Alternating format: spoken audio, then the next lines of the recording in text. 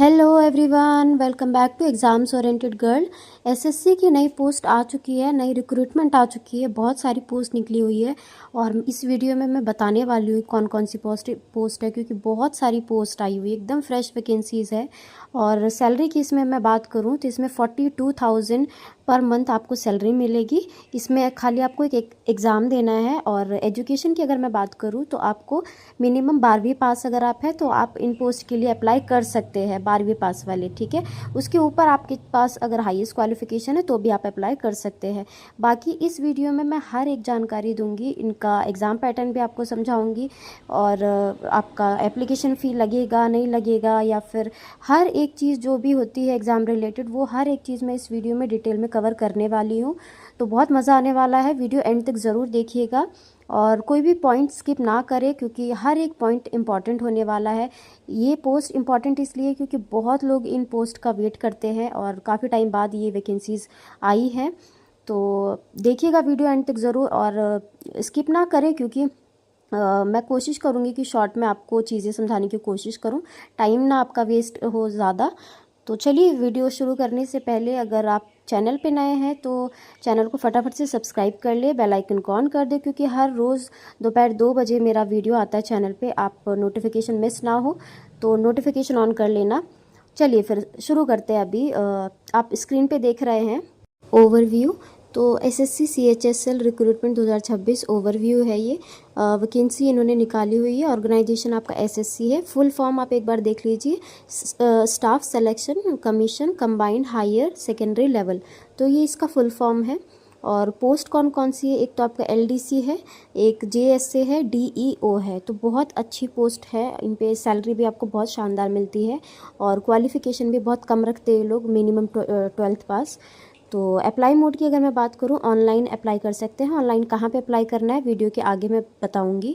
Who can apply, all India से आप किसी भी स्टेट किसी भी डिस्ट्रिक्ट में रहते हैं, मेल है फीमेल है, सभी लोग इन पोस्ट के लिए अप्लाई कर सकते हैं, ठीक है। तो ये छोटा सा एक ओवरव्यू था और आई होप कि चीज़ें आपको समझ आई होंगी। अगर आपको नहीं समझ आई है तो आप मुझे कमेंट करके भी पूछ सकते हैं। चलिए, सैलरी की मैं आपको बात करूँ तो हाईएस्ट सैलरी आपकी 42,000 पर मंथ है और मिनिमम सैलरी आपकी 25,000 पर मंथ है, ठीक है।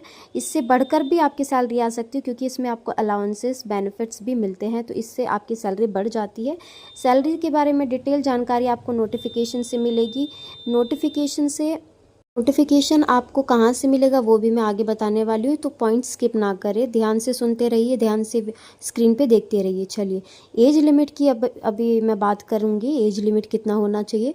तो मिनिमम एज आपकी 18 साल होनी चाहिए और मैक्सिमम एज आपके 27 ईयर्स होनी चाहिए, ठीक है। तो मैक्स टू मैक्स आपका 27 ईयर्स होनी चाहिए विदाउट एनी एज रिलैक्सेशन, ठीक है।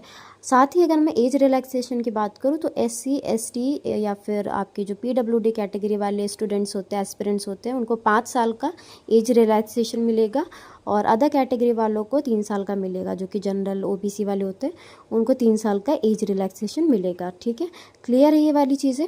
और अभी एप्लीकेशन फ़ी की तरफ चलते हैं। एप्लीकेशन फ़ी कितना लगने वाला है, तो जनरल OBC वाले कैटेगरी वाले स्टूडेंट्स को 100 रुपीज़ एप्लीकेशन का लगेगा, फॉर्म भरने के 100 रुपये लगेंगे।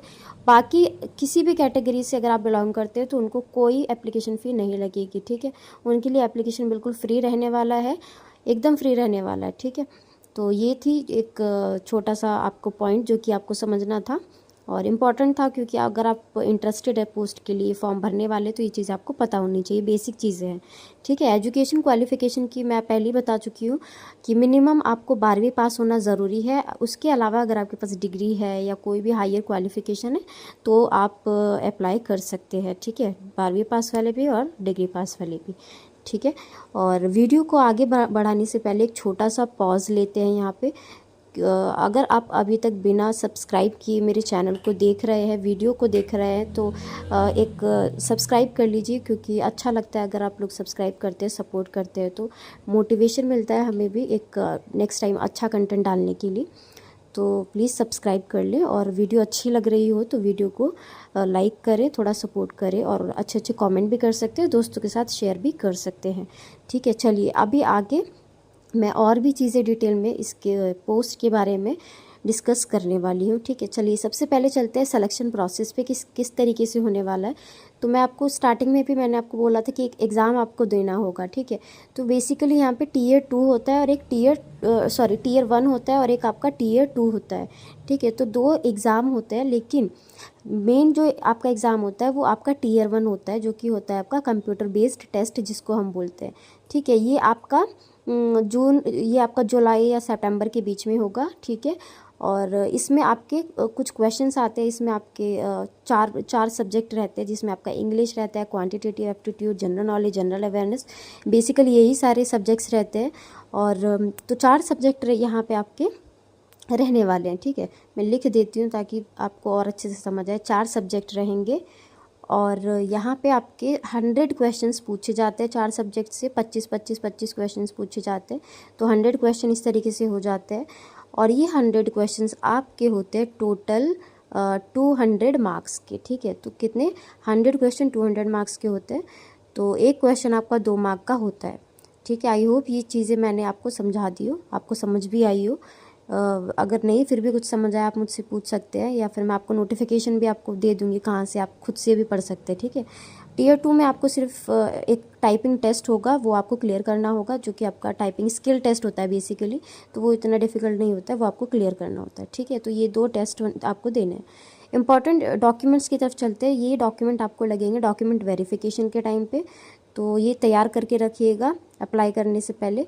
जैसे कि आपका passport size photograph, signature, Aadhaar card, educational certificate, caste certificate, age proof. तो ये इंपॉर्टेंट डॉक्यूमेंट्स हैं और ये तैयार करके प्लीज़ रखिएगा, क्योंकि अगर तैयार नहीं होंगे डॉक्यूमेंट वेरिफिकेशन जब आपका होगा तो आपका सिलेक्शन भी रिजेक्ट हो सकता है। तो इम्पॉर्टेंट बन जाते हैं डॉक्यूमेंट्स, तो ये तैयार करके आपको रखने हैं। चलिए इंपॉर्टेंट डेट्स की तरफ चलते हैं। स्टार्टिंग डेट्स जो है आपकी 30 अप्रैल से इसके फॉर्म भरे जाएंगे, ठीक है। अभी शुरू नहीं हुए हैं, बट 30 अप्रैल से इसके फॉर्म भरे जाने हैं। और लास्ट डेट फॉर्म भरने की इसका रहेगा 31 मई। तो मई तक रहेगा, बहुत टाइम है, आप आराम से भी भर सकते हैं। कहाँ पे आपको जाना है? आपको जाना है गूगल पे जाना है। गूगल पे जाके टाइप करना है ssc.government.in। जैसे ही आप ये टाइप करेंगे आप इनकी ऑफिशियल वेबसाइट पे पहुंच जाएंगे। वहाँ से आपको इनका नोटिफिकेशन का लिंक मिलेगा। उसके साथ साथ आपको अप्लाई नाउ का ऑप्शन आएगा, जो कि फॉर्म रहेगा, आपको वो फॉर्म भरना है, ठीक है। उसमें कुछ इतना डिफिकल्ट नहीं है समझने के लिए, आपको सिर्फ अपनी डिटेल्स डालनी होती है, फॉर्म भरा जाएगा। तो यही था आज के वीडियो में। वीडियो अच्छी लगी तो वीडियो को लाइक करना ना भूलें। Thank you so much for watching this.